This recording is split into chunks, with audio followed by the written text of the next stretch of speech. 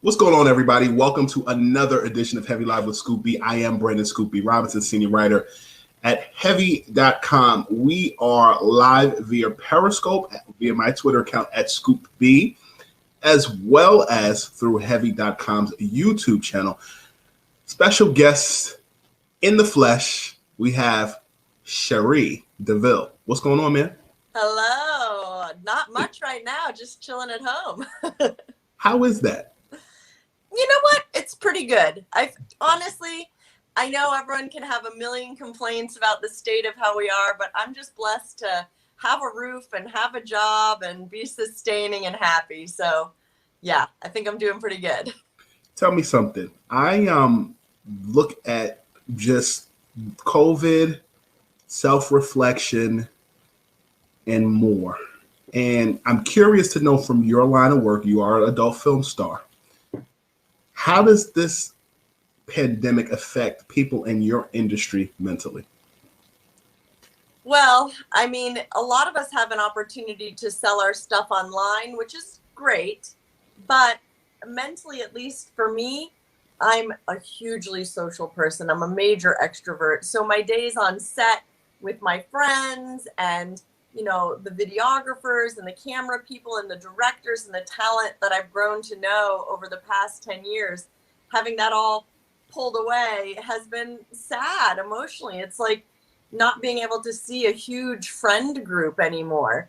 So I'm glad to be able to do small shoots and limited content, but I really can't wait to get back to normal work where I can see everybody and hang out. And yeah, it's been a bummer at work-wise. So I come from, as we were talking previously or before we went live, I come from a sports background, basketball specifically. And, the NBA had a bubble in Orlando, Florida. How does that work for your industry with taping? Are you guys not taping? I am perplexed. And how does that work? So there's some very limited filming going on. So there are some companies that are kind of back up and running and filming with sort of skeleton type crews. And when they do film, everybody needs a COVID test. There's all kinds of cleaning procedures. Everyone that's not performing together, even though they've had their 24-hour test, is masked. So it's definitely changed things. And it's, they don't always have makeup anymore. They don't always have all the people that are normally on set. Sometimes it'll just be you and your talent and a camera person. I've done things where the director is via Zoom only. So they've really kind of cut back on who's on set.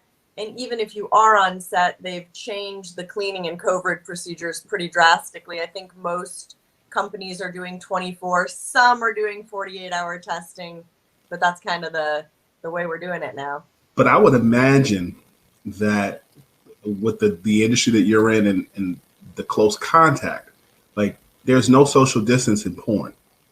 No, that's why they have the talent and everyone being COVID tested so recently. Mm-hmm. Because you can't social distance. You can social distance from the crew. Yeah. Social distance from your talent. How does it, I guess, looking towards the next year, what are people in your industry envisioning? Vaccine, the future of people, like what are the discussions that are being had? I think a big game changer will be the vaccine. Although just like in our social lives, I wonder what some of the repercussions will be, because of course, let's just assume you're willing to take the vaccine, which everybody isn't, but we'll just assume that the people are. There's still going to be a problem because everyone's not going to be able to take the vaccine day one. Mm-mm. So there's going to be potentially months long periods where there are the people who have been lucky enough to have the vaccine and those who haven't.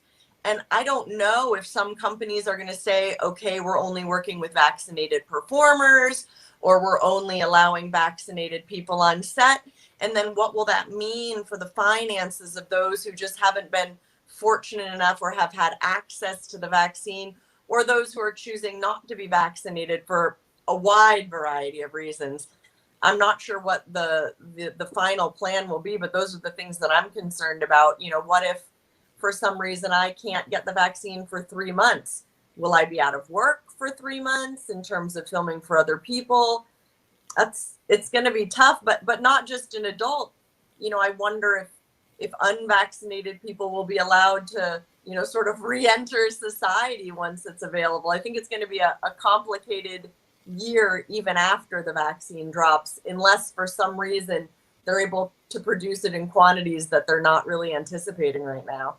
Aldous Huxley wrote a book called Brave New World, and it seems as though this Brave New World is that with the vaccine. I don't want to bore people with vaccine. You are the star of the show, but your background is what's fascinating to me. Just in taking a cursory look at your awards, you were awarded with the XBiz Award for MILF Performer of the Year. What for me, the thing that I found interesting about your background was the fact that you started in your 30s. From what people say or what you observe, most people start in their 20s. Oh, yeah. What were the pros, and was that something you had considered in your 20s and you waited to your 30s? Walk me through that process. No, I mean, I've always enjoyed porn. I've always enjoyed watching porn. Before I was in the industry, I went to a lot of swingers clubs. So I've always been a bit of an exhibitionist. I've enjoyed watched, but I just didn't know. It was kind of one of those careers where I was like, it seems so far away. It seems so distant. Right. I wouldn't have known, where would I go? Who would I talk to? How would I get into it? So it wasn't that I would have said, oh my God, no, in my 20s. It was more that it just seemed like some faraway fantasy land that I enjoyed on the computer. It wasn't until my 30s when I started doing a little bit of nude modeling that I was really approached by my current agent to see if I wanted to start porn. So honestly, if it hadn't been for that, I don't think I would have known where to start, because for me, I'm really, kind of like risk averse. I wouldn't have just been like, oh, random person shooting in their basement. This seems like a great idea. I wanted to work with like Brazzers, Penthouse, Hustler, so I wouldn't have known how to kind of get my foot in the door, so to speak, if it hadn't been for my agent seeing some of my just regular non-film nude modeling work online and in magazines and been approached. And I was like, oh, me? Me? Right. I'm so flattered. I'm like, yes, I would like to do that. Thank you very much. Do you find, or let me rephrase this. I would imagine that in your 30s,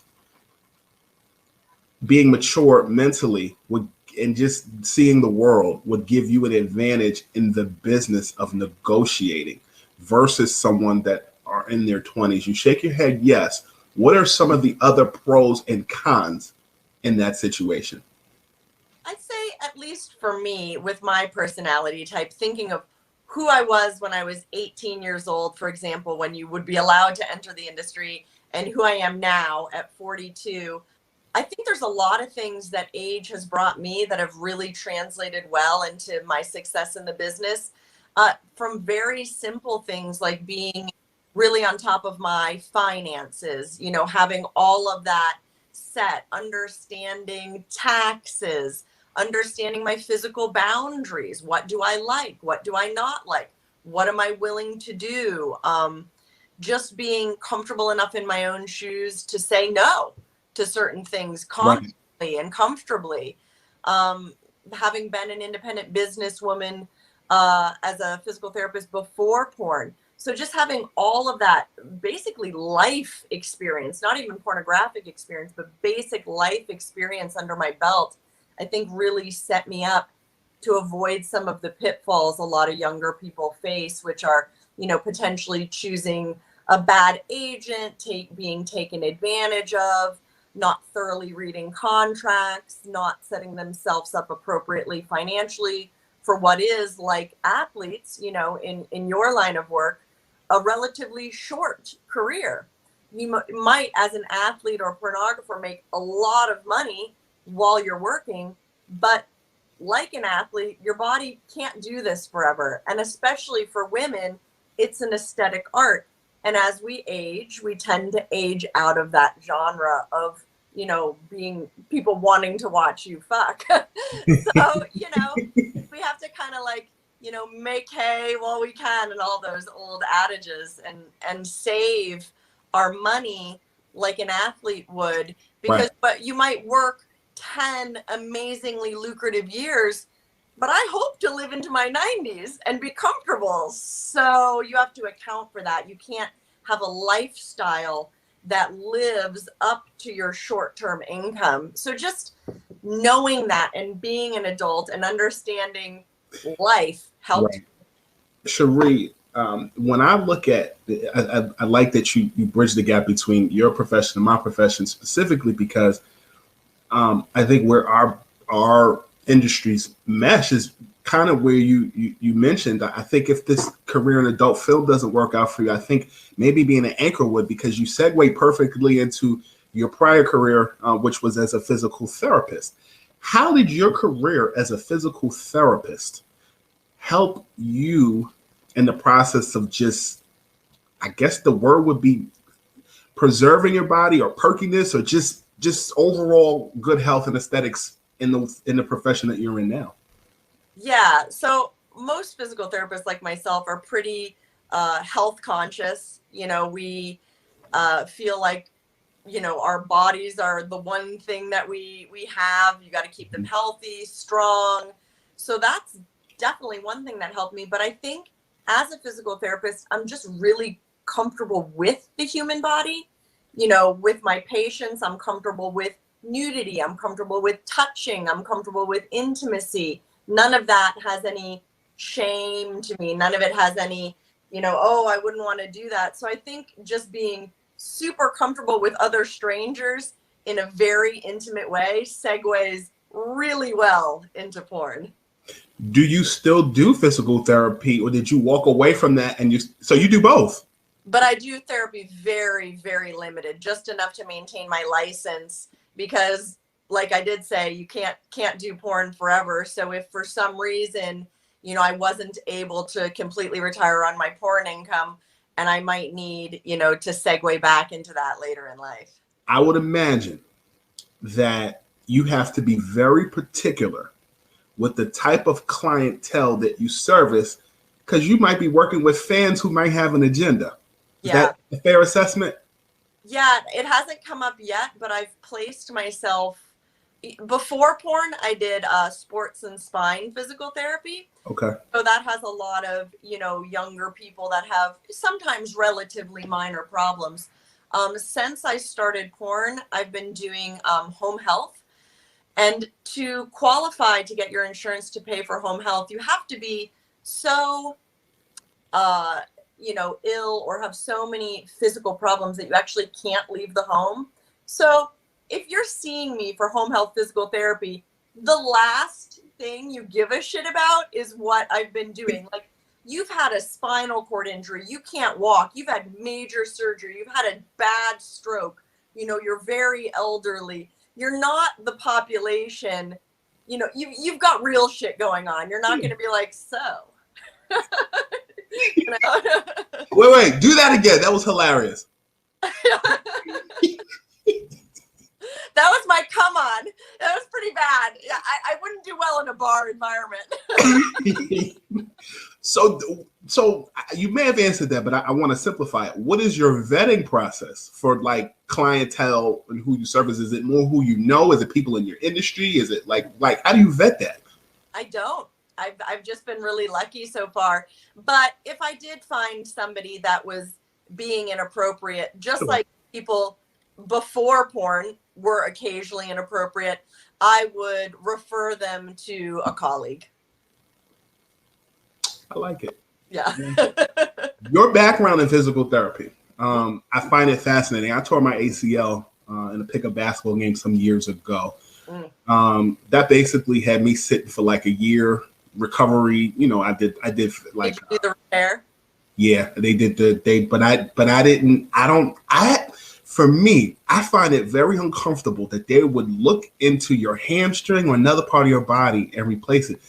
But then the cadaver is a dead person's body too. Either the the patella, the little piece of Yeah. flesh below your kneecap, part of your hamstring, which, as you know, is in the back of your leg, or a very cleaned cadaver. What did you end up using? The cadaver. I don't want them digging in another part of my body. Yeah.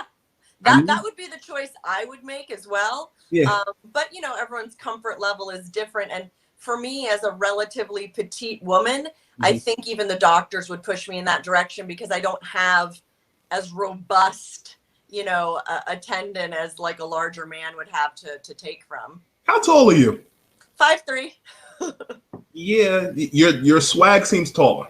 Thank you. Oh, I got tall swag. There you go. So look, when you talk about physical therapy, I feel like you've had a background in physical therapy. You have a background in the adult industry. You've also done some campaigns. Recently, I noticed that you did something leading up to Election Day, getting people to the polls. Yes. For those who are tardy to the party, as we're still going through this transition process from one president to the next, what was your involvement in the Election Day process? I just wanted people, without going into depth about who, we want to win or who we didn't want to win. I felt really passionate about this election cycle in particular, and I wanted to make sure that everyone was voting. Because don't you hate it when someone that whoever wins or loses, everyone's like, oh, complain, and then you're like, well, did you vote? And they're like, no. Then shut up.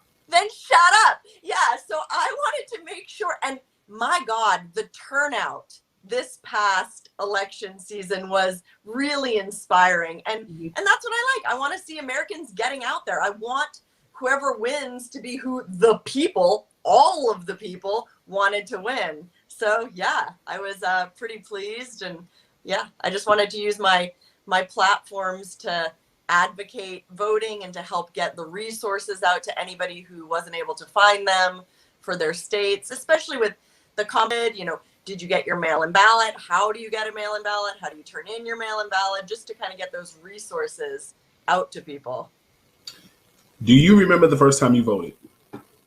I'm trying to remember who my very first election was.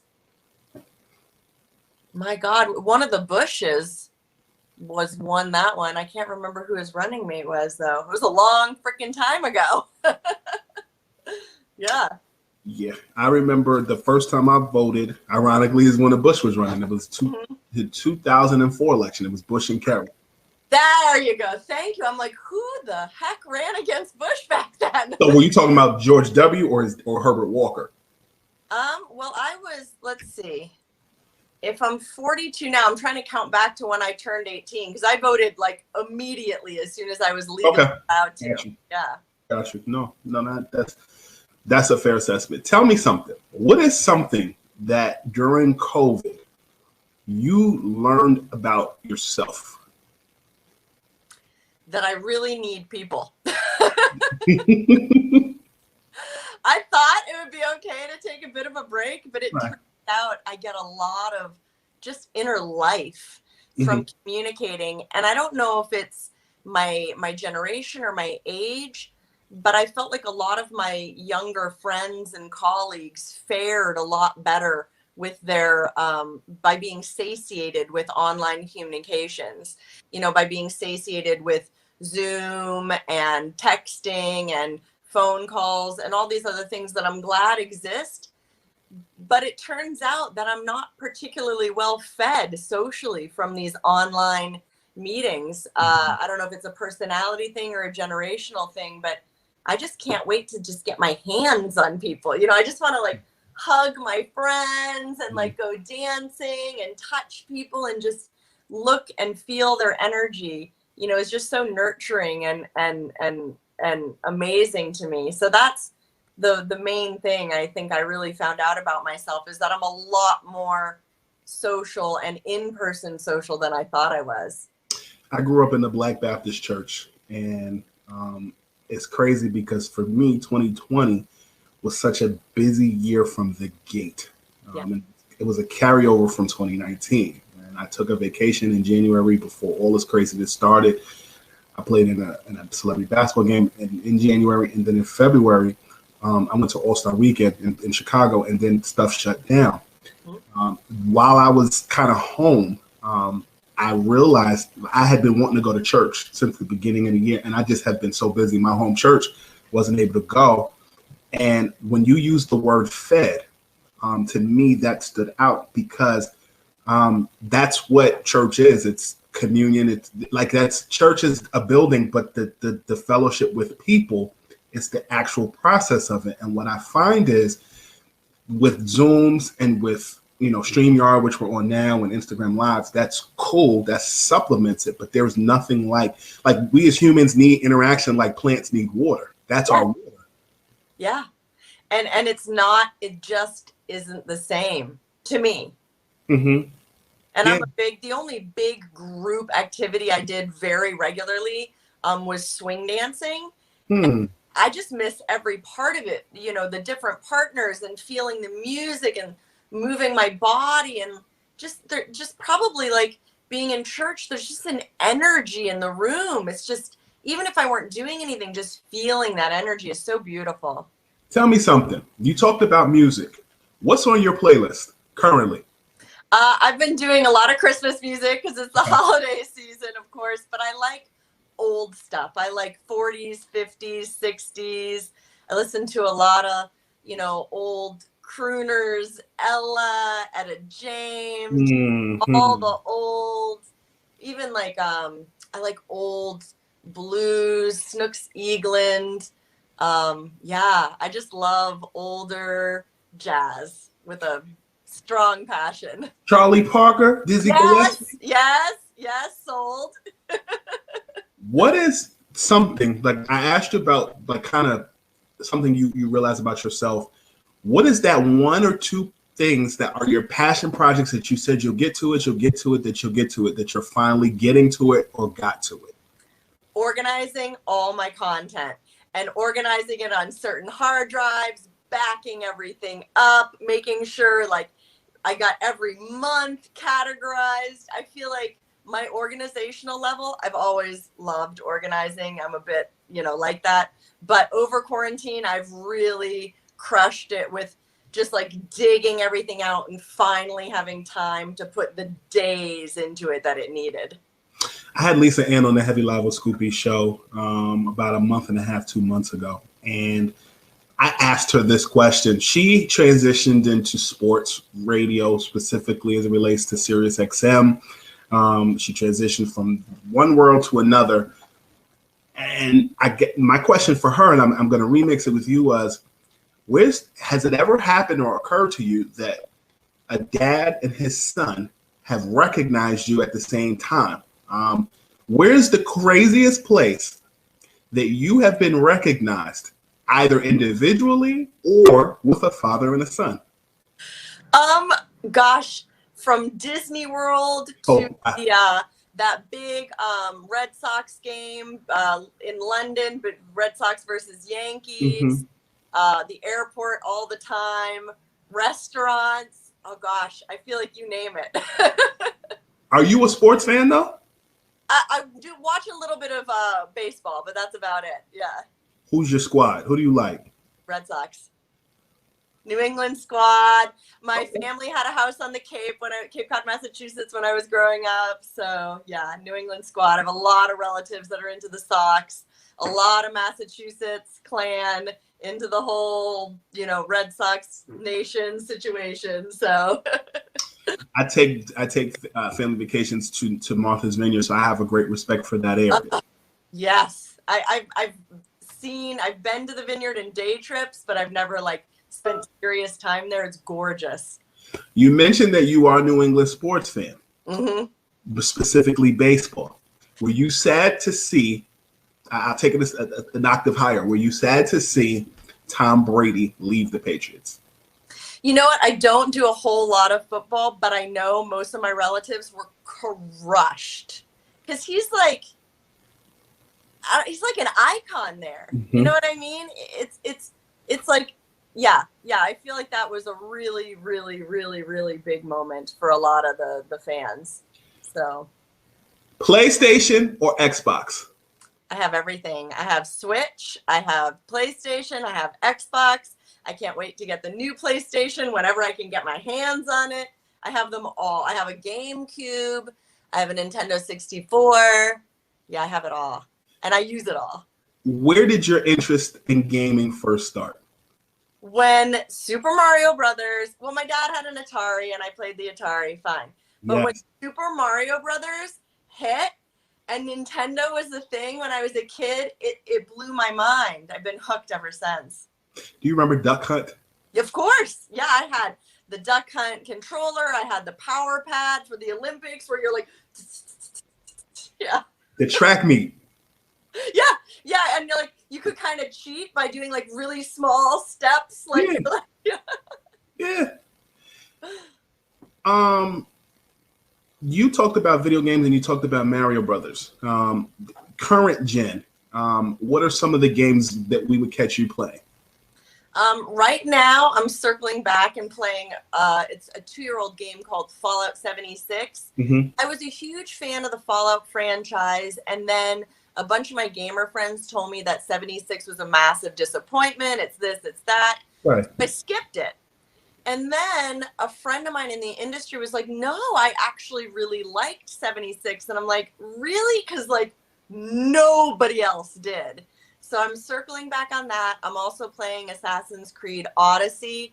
And then as soon, I want to play it right this second, Cyberpunk. Mm-hmm. But I do not yet have the newest PlayStation because I can't get my freaking hands on it. And I heard that if you can play it on the older PlayStation and maybe even Xbox, but I heard the graphics just suck on the older systems. Mm-hmm. So I think I'm going to try and make myself wait until I can get the new PlayStation so that I can play that game. But like all my PC gamer friends are already playing it and already into it. And so I feel left behind. You made mention of the new generation games, and one game and the old generation. One of the games that I think people sleep on, and I think was the catalyst for where we are now. You ready for it? I'm ready. Sega Dreamcast.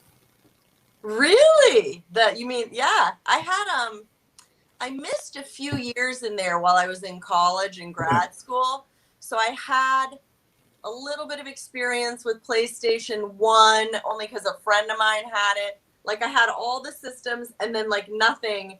And then like, what was my next? Then I had GameCube and the Xbox that was around then. And then I've had like the past few PlayStations. But you think Dreamcast, huh? So think about it, right? So Dreamcast was the first system that had the playing online capability. Now it was dial-up. Still.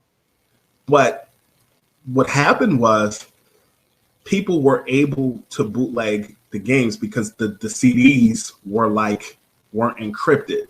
Mm. So like I'll give you an example. So when I was you mentioned college, when I was in college, I had a friend who had all the Nintendo games ever made on one disc. Nuts. And so I would, he gave it to me. He didn't even sell it. He gave it to me. And I took it home for like at the end of my freshman year. I was playing it and I held on to it. When I went away to grad school, that's how I used to have female friends come over. We would play Mario Brothers, Barbie, Duckwing Duck. Yes. All that stuff straight off the strength of that. So it was like I relived my childhood, but it was a conversational starter. So you have friends over, not just ladies. Like I would have like study sessions with my classmates, and we'd have wine, and in between like breaks and stuff, would play Dreamcast, play old Nintendo games. That's why I still have my 64 because it has Mario Kart on it, and I have enough controllers so that when I have friends over, even non-gamer friends, like everybody loves Mario Kart, you know. When I was in undergrad, guys would be in the dorms up until like 4:00 in the morning playing Mario Kart. Oh yeah. To me, the game that I liked on N64, I would play with my cousin Devin. We would play 007 all day. Oh, fun! I never played that one. Is it good? I feel like 007 was the catalyst for Halo. There's a game. Yeah. How come? Because I mean, when I was in college, we would have the old Xbox, and so we would use the landline, and like a dorm would go against a dorm, and we would do the capture the flag. Yeah. And this was back like when you were in college, like the school would shut down your landline if you just had too much damn traffic going on at a time, because I was downloading hella music. Yeah. But I feel like when I look at Halo, I went back after the fact and played 007, and I found that 007 was Halo without the internet and capture the flag.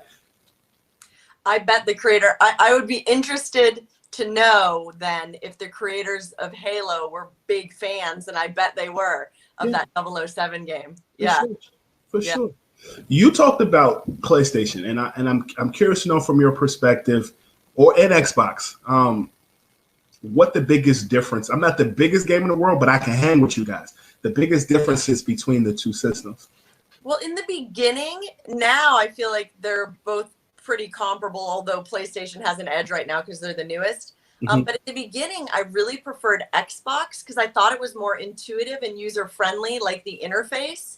And PlayStation just seemed a little like more confusing. But now I feel like with the new PlayStation, the graphics are so far superior. That's kind of how I go. Like, whose graphics are superior is one of my choices. But another big one is if a franchise I love drops on only one system, I'm going to buy it. Like for a while, was Final Fantasy, what system was it on? Because I'm a huge Final Fantasy RPG person. You got me going to Google for right a while, it was only dropping on one of the systems. Right. So, hooked there. But that was a game-based choice, not a system-based choice. Are you a Marvel versus Capcom kind of gal? I prefer the Marvel a bit. Yeah. Yeah. Especially versus if you're going Marvel versus like DC Universe. Yeah. Yeah. I feel like this. I think you're going to be young forever, but I do think, I mean that, but I do think that when you decide that you no longer want to do the adult industry, I think you're going to make a seamless transition into gaming because you actually play.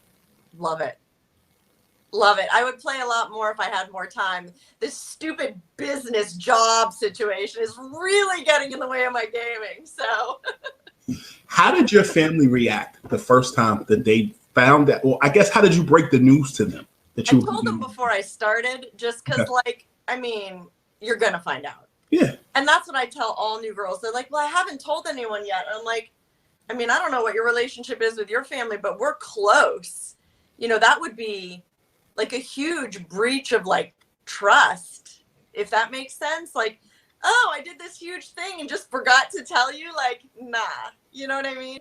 So no, they weren't thrilled, but I think it was because I was already a grown up who had already got my, like, if I was 18 and I'm like, I'm dropping out of college to do porn, they'd be like, absolutely not. Hell no. Full stop. Get your shit together. You're not doing that. But like, I don't know. I was grown and accomplished already. If someone in the industry are in relationships, is relationships and porn a thing? Like, how do you deal with that with your significant other? Is it common to see people in the industry date more because of it? I'm with someone who's not in porn, but most people who do porn, not because they necessarily want to, but because kind of our only options, except for a rare gem of people, are other performers. Because this is especially with female performers, this is just an old tale. You start dating someone, they're super cool with what you do. No, I'm totally fine with it. It's great. It's great. It's great. A few months, weeks, however long it takes goes by. Everybody's starting to get feelings now, right? You're starting to fall in love. You've got a crush.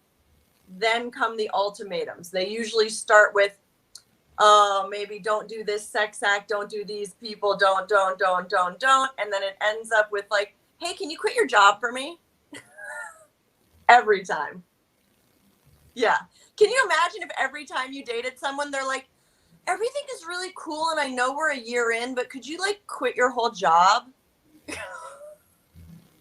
How do you, but like, how do you remove feelings on set with someone? I don't think you have to. I have special relationships with a lot of the talent that I've been working with, / having sex with for the past 10 years. I don't have crushes on them. I don't feel like romantically toward them, but they do. They have, a special place in my heart. You get to know people. You get to know what they like sexually. You talk to them. You spend 12-hour days on set with them during features. Like, they're all in, even if I don't like text them and stuff, like friend, they all have like special places in my heart. Even if I don't like them or wouldn't want to hang out with them, they're still kind of like, I don't know, like as if you went to summer camp and like, you're like, I hate that person, but also like, oh, like they're still part of your crew. Does the person that you're on set with, that you're intimate with, count as in someone's body count? Oh, that's a good, I stopped keeping track sometime in my 20s because I'm a bit of a but like if I kept track, I would keep track of them. Yeah. No, that's I think that this industry, the thing that I have found interesting about that industry, the entertainment industry, is just the act of sex, the act of intimacy. It's a business, it's an industry. How do you quantify that? So you're definitely, giving me some perspective on your world. Yeah, I mean, I feel like I think a lot of people confuse sex and love. Sure. Maybe to someone who's not in porn, all of my past sexual partners would be like imagine all your hookups. Mm-hmm. Like, you don't like them or hate them, but like they have a special place in your heart as like a fun moment. Like, you're not in love, right? But like, they're cool. That's real. That's real. That's real. Best piece of advice that you received from anyone in your industry going in? Trademark your name and start a business immediately. Those are two things that a lot of people kind of wait on. Mm-hmm. But when you have your own, whether it's a C Corp, LLC, however you want to do it, your taxes are on a different level. You're really safer in terms of like a variety of lawsuits if you produce your own content. So that's really important. And then trademarking your name. I've had so many fellow performers that I know pick a name, build a name, and then some other performer, agent, random person takes their name. They didn't trademark it. They have no recourse. Or does a cease and desist. I had a friend who accidentally named herself after a toy company, and they did a cease and desist after she had been in porn for like 4 years. So having to rebrand yourself with a new name is a bit of a nightmare. One of the viewers that are watching said to me that you would make a killing using Twitch for video games. Have you thought about using Twitch? Because they said another income you would definitely kill. Is that something you have or you're considering? I would love to Twitch if I had time. I actually am good friends with several very high-end professional Twitch streamers. I'm good friends with the voice actor who voiced Ghost in the last Call of Duty. He's a huge Twitch gamer. And what I've found from everyone who does it successfully professionally is that you really do have to be on almost every day, at least 5-6 days a week for pretty large chunks of time. And while I know I would enjoy doing that, I just don't have the time. I just don't have the time to dedicate even 3 hours a day to the Twitch streaming, which is what it would take. Like, I don't think you can become a relevant Twitcher going on twice a week or once a month. Hey, it takes, just like being an adult and owning a Snapchat, OnlyFans, Pornhub account, whatever it is you do, it takes consistency. Because if you build a fan base and then you're just not there for a while, like, what if your Netflix just crapped out for 3 days a week? Like, you wouldn't subscribe to that shit, No, that's real. That's real. I think think you answered all of my questions. I feel like, oh, you know what I wanted to ask you before I let you go? You did a partnership with Coolio. Yes. 2-part question. When did you fall in love with hip hop music? Well, I was born in 78. So I went through a lot of my formative years when hip hop was like boss, when like Snoop was coming out and Dre was around and like Coolio and like the early 90s. I mean, I know everyone would argue with me, but like when like TLC and everyone was like happening. Yeah. So, I think it's a generational thing. Like, I don't think anyone my age isn't in love with hip hop, Tell Because me it about blew our minds then. Like, I felt like everything was so new and amazing. Listen, I'm gonna tell you, this guy, Likely Ray X6, is giving me like the best questions to ask you. He asked me about Twitch with you. He asked me about the whole gaming thing. He just sent in the messages. He said, tell her I'll sell her my PS5 for autograph or merch. Yes. Obviously, yes. We got to facilitate that. Likely Ray, we'll facilitate that. But yeah, he wants your autograph and some merch. Dude, I got strokers. I got my MILF in a box. I got all kinds of shit. DVDs. I got so much. I think we may have created some type of sale. I'll sign all kinds. I'll put my boot print on it. I'll figure it out. I feel like the porn industry, or is it porn industry or adult industry? What is the it's both? I call it the adult industry because maybe back in the day you could call it porn because people stayed in their little boxes. You're either filming porn or you're streaming or you're da. But now I feel like sex workers, because you can be a pornographer and just have an OnlyFans and never have been to LA ever. So I feel like it's the adult industry. Those of us creating adult content, however we're creating it for other people to consume. You guys are a lot like wrestlers. Actually, yeah. I watched a Netflix documentary on the wrestling world and I'm like, oh my God, it's so similar. Like even the way we work legally and the way we're kind of shit on with our contracts and all kinds of different stuff. The way we're not really unionized properly. It's very similar. And it's crazy because I found out recently, like the WWE specifically does not allow, like they kind of own your name, and you can't do Twitch. Really? I found that out.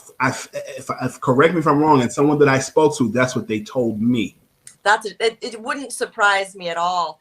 And it's so sad because they don't really have the contracts to support, in my opinion, that level of exclusivity. But yeah, that is the way that wouldn't surprise me if that were true. What is the ultimate goal for you post-career? Retire comfortably, take care of, my family, do a bunch of volunteer work, live life, stay happy. Yeah. I like it. I think you answered all my questions. Almost 45 minutes in. Heavy Live with Scoop B here with Cherie DeVille, talking all things industry, video games. I feel like we talked about video games more than we did the actual industry. It's because they're so much fun. I like it. Well, man, thank you so much for your time. You are officially off the hot seat. Ooh. What if I want to get back on the hot seat? What do you want to tell us that I didn't ask you? No, nothing. I'm just kidding. We're good. Well, you heard it first. Likely Ray X6 said, tell Cherie to follow me on Twitter. That's the guy with the PlayStation. Wait, I have to write it down. Yes, write that down. What's name? Likely Ray X6. So Likely, Likely. Yep. Ray, Ray, the letter X, and the number 6. All right. I got you, Likely Ray. Yes, ma'am. Well, 44 minutes, 14 seconds in. You're off the hot seat, man. Thank you. Thank you. It was a good time. Thank you for having me so much. Yes, ma'am. Bye.